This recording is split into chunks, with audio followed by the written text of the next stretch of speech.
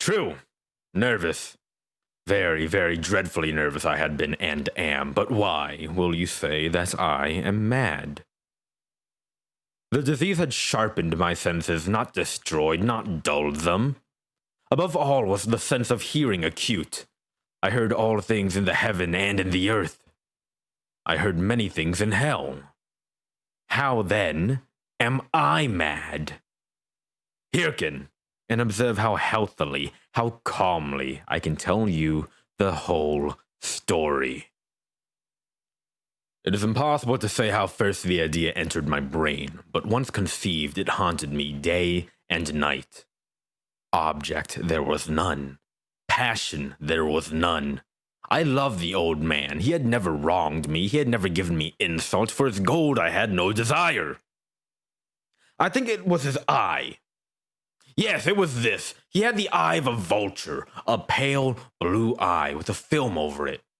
Whenever it fell upon me, my blood ran cold, and so, by degrees, very gradually, I made up my mind to take the life of the old man, and thus rid myself of the eye forever.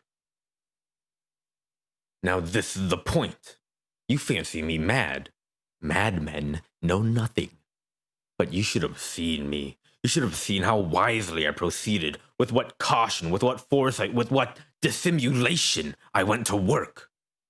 I was never kinder to the old man than during the whole week before I killed him.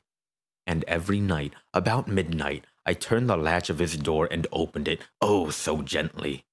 And then, when I had made an opening sufficient for my head, I put in a dark lantern, all closed that no light shone out, and then I thrust in my head. Oh, you would have laughed to see how cunningly I thrust it in. I moved it slowly, very, very slowly, so that I might not disturb the old man's sleep. It took me an hour to place my whole head within the opening so far that I could see him lay upon his bed. Ha! Would a madman have been so wise as this? And then, when my head was well in the room, I undid the lantern cautiously, oh, so cautiously, for the hinges creaked. I undid it just so much that a single thin ray fell upon the vulture eye. And this I did for 7 long nights, every night just at midnight, but I found the eye always closed.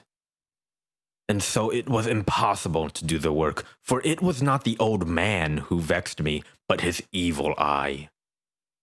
And every morning when the day broke, I went boldly into the chamber and spoke courageously to him, calling him by name in a hearty tone, and inquiring how he has passed the night.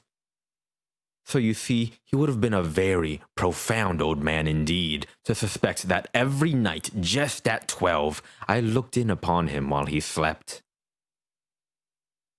Upon the 8th night, I was more than usually cautious in opening the door. A watch's minute hand moves more quickly than did mine. Never before that night had I felt the extent of my own powers, of my sagacity. I could scarcely contain my feelings of triumph. To think that there I was, opening the door little by little, and he not even to dream of my secret deeds or thoughts. I fairly chuckled at the idea, and perhaps he heard me, for he moved on the bed suddenly, as if startled. Now, you may think that I drew back, but no. His room was as black as pitch with a thick darkness, for the shutters were close-fastened through fear of robbers, and so I knew that he could not see the opening of the door, and I kept pushing it on steadily.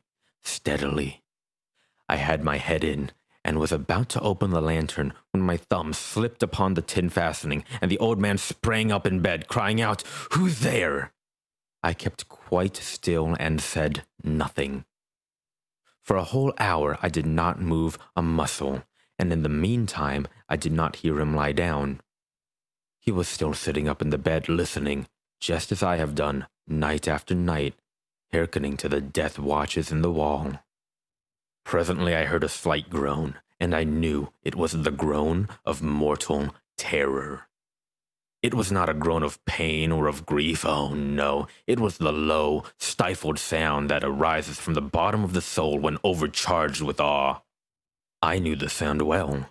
Many a night, just at midnight, when all the world slept, it has welled up from my own bosom, deepening with its dreadful echo the terrors that distracted me. I say I knew it well. I knew what the old man felt, and pitied him, although I chuckled at heart. I knew that he had been lying awake ever since the first slight noise, when he had turned in the bed. His fears had been ever since growing upon him. He had been trying to fancy them causeless, but could not. He had been saying to himself, "It is nothing but the wind in the chimney. It is only a mouse crossing the floor," or "It is merely a cricket which has made a single chirp." Yes, he had been trying to comfort himself with these suppositions, but he had found all in vain. All in vain, because death, in approaching him, had stalked with his black shadow before him and enveloped the victim. And it was the mournful influence of the unperceived shadow that caused him to feel, although he neither saw nor heard, to feel the presence of my head within the room. When I had waited a long time, very patiently, without hearing him lie down, I resolved to open a very, very little crevice in the lantern. So I opened it, you cannot imagine how stealthily, until at length a simple dim ray, like the thread of the spider, shot from out of the crevice and fell full upon the vulture eye. It was open, wide open, and I grew furious as I gazed upon it. I saw it with perfect distinctness, all a dull blue with a hideous veil over it that showed the very marrow in my bones, but I could see nothing else of the old man's face or person, for I had directed the ray, as if by instinct, precisely upon the damned spot. And have I not told you that what you mistake for madness is but over-acuteness of the sense? Now, I say, there came to my ears a low, dull, quick sound, such as a watch makes when enveloped in cotton. I knew that sound well, too. It was the beating of the old man's heart. It increased my fury, as the beating of a drum stimulates the soldier into courage. But even yet I refrained and kept still. I scarcely breathed. I held the lantern motionless. I tried how steadily I could maintain the ray upon the eye. Meantime, the hellish tattoo of the heart increased. It grew quicker and quicker and louder every instant. The old man's terror must have been extreme. It grew louder, I say, louder every moment. Do you mark me well? I have told you that I am nervous, so I am. And now, at the dead hour of the night, amid the dreadful silence of that old house, so strange a noise as this excited me to uncontrollable terror. Yet, for some minutes longer I refrained and stood still, but the beating grew louder. I thought the heart must burst, and now a new anxiety seized me. The sound would be heard by a neighbor. The old man's hour had come, and with a loud yell I threw open the lantern and leaped into the room. He shrieked once only. In an instant I dragged him to the floor and pulled the heavy bed over him. I then smiled gaily to find the deed so far done.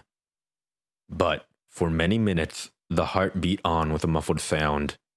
This, however, did not vex me. It would not be heard through the wall. At length it ceased. The old man was dead. I removed the bed and examined the corpse. Yes, he was stone dead. I placed my hand upon the heart and held it there many minutes. There was no pulsation. He was stone dead. His eye would trouble me no more. If you still think me mad, you will think so no longer when I describe the wise precautions I took for the concealment of the body. The night waned, and I worked hastily, but in silence. First of all, I dismembered the corpse. I cut off the head and the arms and the legs. I then took up 3 planks from the flooring of the chamber and deposited all between the scantlings.